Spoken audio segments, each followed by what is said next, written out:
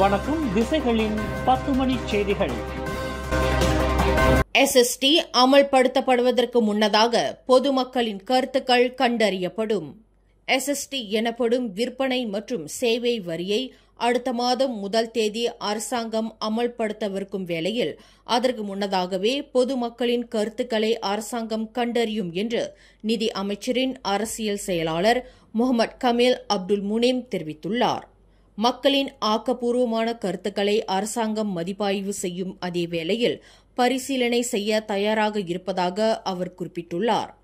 SST வரியின் விரிவாக்கம் அனைத்து பொருட்களுக்கும் பொருந்தாது.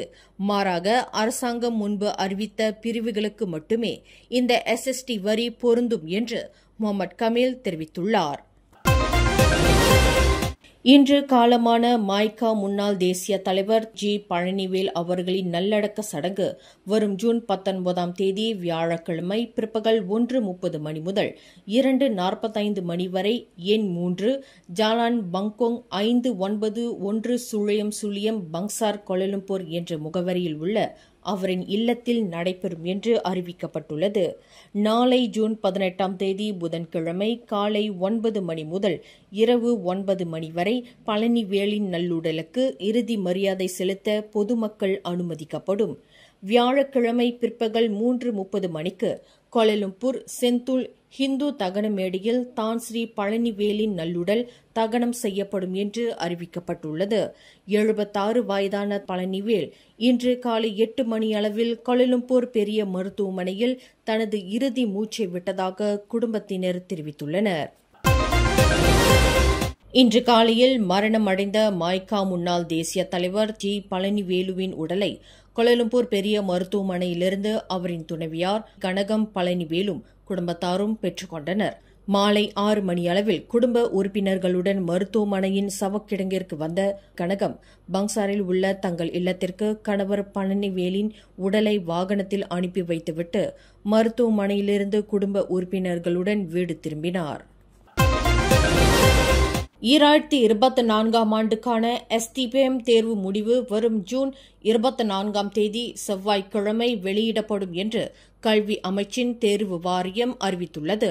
2024 ஆண்டுக்கான STPM தேர்வை நாடு தழுவிய நிலையில் 41,434 மாணவர்கள் எழுதியுள்ளதாக தேர்வு வாரியம் தெரிவித்துள்ளது. ஈரானுக்கும் இஸ்ரேலுக்கும் இடையில் ஏற்பட்டுள்ள நெருக்கடியை தொடர்ந்து ஈரானில் பதட்ட நிலை அதிகரித்து வருகிறது. இந்நிலையில் ஈரானில் உள்ள மலேசியர்கள் உடனடியாக அந்த நாட்டை விட்டு வெளியேறும்படி விஸ்மா புத்ரா இன்று அறிவுறுத்தியுள்ளது.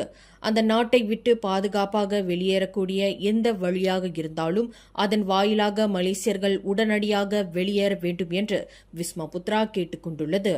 அதேவேளையில் ஈரானின் பாதுகாப்பு குறித்து தலைநகர் தெஹ்ரானில் உள்ள மலேசிய தூதரகம் அணுக்கமாக கண்காணித்து வருவதாக விஸ்மா புத்ரா குறிப்பிட்டுள்ளது. நியாயமான ஊதியம், பாதுகாப்பான பணித்தன்மைகள் மற்றும் மேம்பட்ட திறன்களுக்கான அதிக அணுகலை வழங்குவதன் மூலம் மலேசிய தொழிலாளர்களின் கௌரவத்தை மீட்டெடுக்க அரசாங்கம் தனது முயற்சிகளை தீவிரப்படுத்தி வருகிறது என்று மனிதவள அமைச்சர் ஸ்டீவன் சிம் கூறினார்.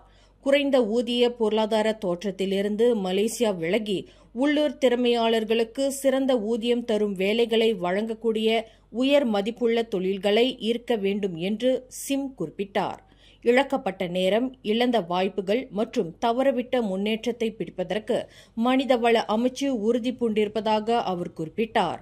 உண்மையில் மனித வளத்திற்கு பொறுப்பான அமைச்சராக தாம் நியமிக்கப்பட்ட போது இரவில் தம்மை விழித்திருக்க வைக்கும் விஷயங்களில் ஒன்று தொழிலாளர்களின் ஊதியமாகும் என்று ஸ்டீவன் சிம் குறிப்பிட்டார்.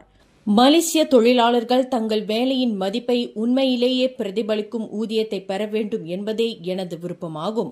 ஆனால் ஊதியங்கள் என்பது முதலாளிகளின் தாராள மனப்பான்மை அல்லது தொழிலாளர்களின் திறன்களால் மட்டுமே தீர்மானிக்கப்படுவதில்லை என்பதையும் தாம் ஒப்புக்கொள்வதாக ஸ்டீவன் சிம் தெரிவித்தார். ஊதியங்கள் பெரும்பாலும் முதலாளிகளின் பொறுப்பாகவோ அல்லது தொழிலாளர்களின் திறனுடன் பிணைக்கப்பட்டதாகவோ பார்க்கப்பட்டாலும் ஆழமான சவால் என்பது நாட்டின் ஒட்டுமொத்த பொருளாதார கட்டமைப்பில் உள்ளது என்று அவர் கூறினார். இன்று புத்ராஜயா ஜெனித் ஹோட்டலில் P10X அகாடமி திறப்பு விழாவை தொடக்கி வைத்து உரையாற்றுகையில் ஸ்டீவன் சிம் இதனை தெரிவித்தார். சிக்கன கட்டண விமான நிறுவனமான ஏர் ஏசியா கோலாலம்பூரிலிருந்து இந்தோனேசியாவிற்கு 2 புதிய வழித்தடங்களை இன்று அறிமுகப்படுத்தியுள்ளது. இந்தோனேசியா பாலிம்பாங் மற்றும் செமராங் ஆகிய 2 புதிய வழித்தடங்களுக்கு ஏர் ஏசியா நேரடி விமான சேவையை மேற்கொள்கிறது. இதன் வழி மலேசியாவிற்கும் இந்தோனேசியாவிற்கும் ஏர் ஏசியா நிறுவனம் வாரத்திற்கு 188 விமான சேவைகளை வழங்குகிறது என்று அந்த நிறுவனம் இன்று வெளியிட்டுள்ள ஒரு அறிக்கையில் தெரிவித்துள்ளது. மலேசிய கல்வி முறை ஒரு முக்கியமான கட்டத்தில் உள்ளது. பல்வேறு கொள்கை முயற்சிகள் இருந்தபோதிலும் அடிப்படை கற்றல், தொழில் பயிற்சி பொருத்தம் மற்றும் நிர்வாக ஒருமைப்பாடு ஆகியவற்றில் உள்ள இடைவெளிகள் நாட்டின் வளர்ச்சி இலக்குகளை தொடர்ந்து குறைமதிப்பிற்கு உட்படுத்துகின்றன. இந்நிலையில் அனைத்து மலேசியர்களுக்கும் சமமான, முழுமை பெற்ற மற்றும் நிலையான கல்வியை உறுதி செய்வதற்காக கல்வி அமைச்சு செயல்படுத்த வேண்டிய 3 அவசர சீர்திருத்தங்களை உள்ளடக்கிய 3 முன்னுரிமைகளை பரிந்துரை செய்துள்ளார் ஒரு கல்விமானாகிய டாக்டர் ஆர் சிவபிரகாஷ். முதலாவது முன்னுரிமையானது அடிப்படை எழுத்தறிவு மற்றும் எண்ணறிவை வலுப்படுத்துவதாகும் என்று டாக்டர் சிவபிரகாஷ் சுட்டிக்காட்டினார். கோவிட்-19 தொற்றுநோய் பரவலுக்கு பிந்தைய காலத்தில் கற்றல் முறையில் ஏற்பட்ட இழப்பானது குறிப்பாக கிராமப்புறங்கள் மற்றும் B40 சமூகங்களில் தொடக்கப்பள்ளி மாணவர்களிடையே வாசிப்பு மற்றும் எண்ணறிவு திறன்களில் குறிப்பிடத்தக்க தாக்கத்தை ஏற்படுத்தியுள்ளது. அதற்கு சான்று 2023ஆம் ஆண்டில் ஐநா சிறார் நிதியகமான யுனிசெஃப் வெளியிட்ட அறிக்கையின்படி 10 வயது குழந்தைகளில் 30 விழுக்காட்டுக்கும் அதிகமானோர் எளிய நூல்களை படித்து புரிந்து கொள்ள முடியாத நிலையை அது சுட்டிக்காட்டியுள்ளது. இதேபோன்று 2022ஆம் ஆண்டில் உலக வங்கி வெளியிட்ட அறிக்கையின்படி மலேசியாவில் கற்றல் வறுமை விகிதம் 42 விழுக்காடாகும் என்று அது குறிப்பிட்டுள்ளது என்று சிவபிரகாஷ் கூறுகிறார். இதன் தொடர்பில் கொள்கை பரிந்துரைகளை முன்வைத்துள்ள டாக்டர் சிவபிரகாஷ் 7 முதல் 12 வயதுடைய மாணவர்களை இலக்காக கொண்டு தேசிய அளவில் FLN எனப்படும் அடிப்படை எழுத்தறிவு மற்றும் எண்ணறிவு குறைநீக்கும் முயற்சியை கல்வி அமைச்சு தொடங்க வேண்டும் என்று பரிந்துரை செய்துள்ளார். தவிர நடமாடும் குறைநீக்கும் குழுக்கள் மற்றும் சமூக கற்பித்தல் தன்னார்வலர்களை வழங்குதல் வேண்டும். பள்ளிகளில் அடிப்படை எழுத்தறிவு மற்றும் எண்ணறிவு முன்னேற்றத்தை மதிப்பிடுவதற்கும் கண்காணிப்பதற்கும் டிஜிட்டல் கருவிகளை ஒருங்கிணைக்க வேண்டும். இவ்வாறு செய்வது மூலம் எதிர்பார்க்கப்படும் தாக்கங்கள் என்ன? தேசிய அளவில் கற்றல் விளைவுகளை மேம்படுத்த முடியும்.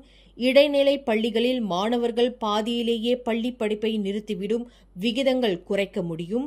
அதேவேளையில் நகர்ப்புற மற்றும் கிராமப்புற பள்ளிகளுக்கு இடையிலான செயல்திறன் இடைவெளிகள் குறைக்க முடியும் என்று டாக்டர் சிவபிரகாஷ் பரிந்துரை செய்துள்ளார். மேன்மை தங்கிய பேரா சுல்தான் உரையை தொடர்புபடுத்தி அவதூறுதக்க உள்ளடக்கத்தை சமூக வலைதளங்களில் பகிர்ந்து கொண்டதாக ஊடக நிறுவனம் ஒன்றின் தகவல் தொழில்நுட்ப முன்னாள் அதிகாரி ஒருவர் இப்போ செஷன்ஸ் நீதிமன்றத்தில் இன்று குற்றஞ்சாட்டப்பட்டார்.